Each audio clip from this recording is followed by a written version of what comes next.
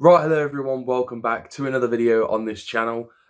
Just before this video starts, I just want to make it clear that the audio quality for this video is going to be relatively low. I'm actually filming this on my phone today. I'd prefer to do a face cam and have less audio quality and improve that in the coming month, within the next few weeks, than just have to post just random clips of a trailer. It gets a little bit boring and repetitive just seeing the same old clips over and over again. This is, for now, how the audio quality is going to be. But in today's video, I'm going to be reviewing Sam Raimi's newest film, Send Help. I'm a little bit late to the party with this one.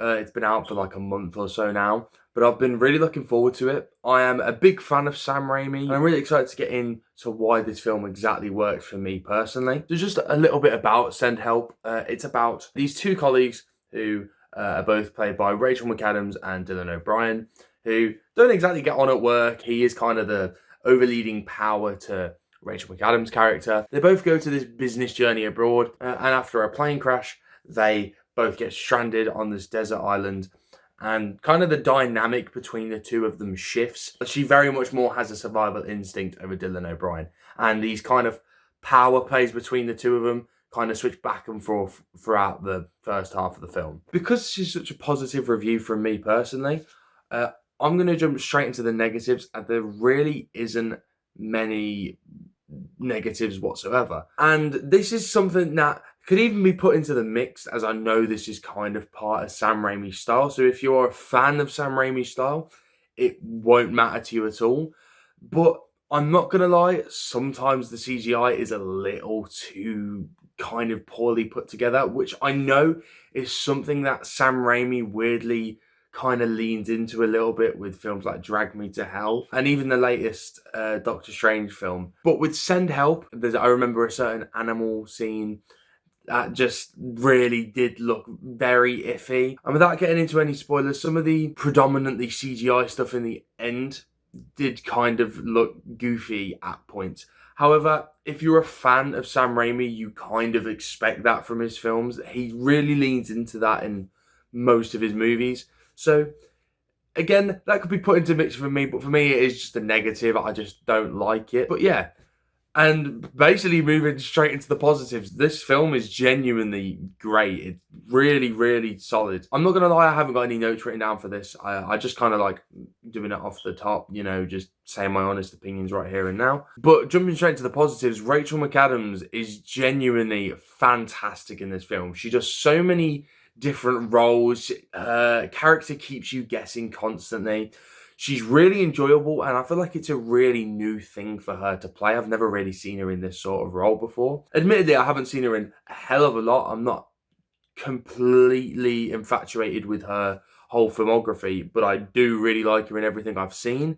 And this is something completely new for her that I really think that she did incredible in.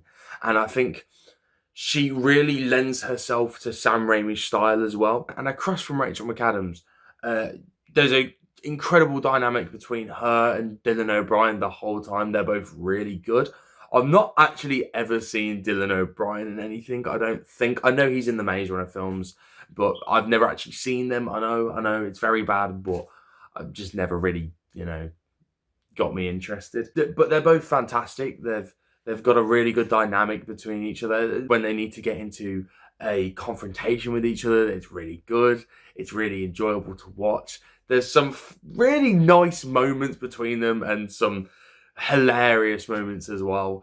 There's a nice little genre blend throughout the whole film. When I remember seeing the trailer for the film in the first place, I thought at first it was going to be a rom-com, and I didn't even know it was Sam Raimi. It was the first time I ever heard or saw anything about it, and I really feel like if you just put this film on for the first 45 minutes, you could probably pass this off as a rom-com and just change a few little bits and just change the second half of the film, and you really wouldn't question it whatsoever. Which is kind of leading into my next point. Sam Raimi's style just lends itself to that sort of thing. He is so quirky. I hate that word, but he's so quirky with some of the stuff that he does. His presentation, his cinematography is always just super enjoyable to watch.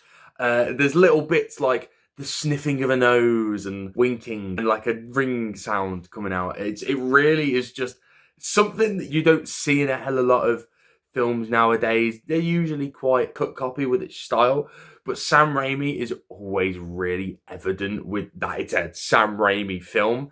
And sometimes I do get why some people get a bit cheesy, but it always works for me. Literally everything else but his, poorly done CGI really works for me. I really need to watch more of his stuff because he could be one of my favorite directors. I think this film has a really good balance. I really think it has a very much of a wide audience of demographic because of how each style is incorporated into it, and I think it works extremely well. And that's kind of sold off completely by the performances by Dylan O'Brien and Rachel McAdams. Because without those two, it's such a set-in film between just those two that it'd be kind of hard if they didn't have a great chemistry on screen, but they do. They're fantastic. And because of both of these two, a plot that seems relatively basic, quite normal, while also being, having a little bit of a nice spin to it, turns this movie into way more of its own thing. Another thing as well, I also just want to appreciate the pacing for this film. I think is really good. About 20 minutes in, you just get put right into it. And I was thinking that, there's like an hour and a half left and we've already got into like the main bulk of the story. But there's so much within that time span that it works anyway, and it doesn't ever get tiring. It's really quick pacing. It felt like it was 90 minutes. I mean, it basically is 90 minutes. But you know what I'm saying. It went very quick, and for a film nowadays where half of them are 2.5 hours long, I just wanted to appreciate that because I found it really enjoyable because it felt like something that could have been made like 20 years ago. And yeah, if I had to put this on a rating scale for me out of 5, I would probably give it a 4 out of 5. I'm sorry that this review has been quite quick today. Just wanted to get my thoughts out there, and I've got more videos coming soon. This video is quite delayed, so I am aware that I am a few months behind everybody else. But I've got more videos coming up soon. I'm going to do a review probably of Project Hail Mary tomorrow, seeing that tonight. And yeah, I'm gonna try and start doing some more videos. But again, audio quality is gonna be fixed in the next few weeks or so. But yeah, thank you guys for watching the video. Leave a like if you enjoyed the video. Subscribe also. I want to get subscribers, please. Please, I want to get subscribers. But yeah, thank you guys for watching, and I'll see you later.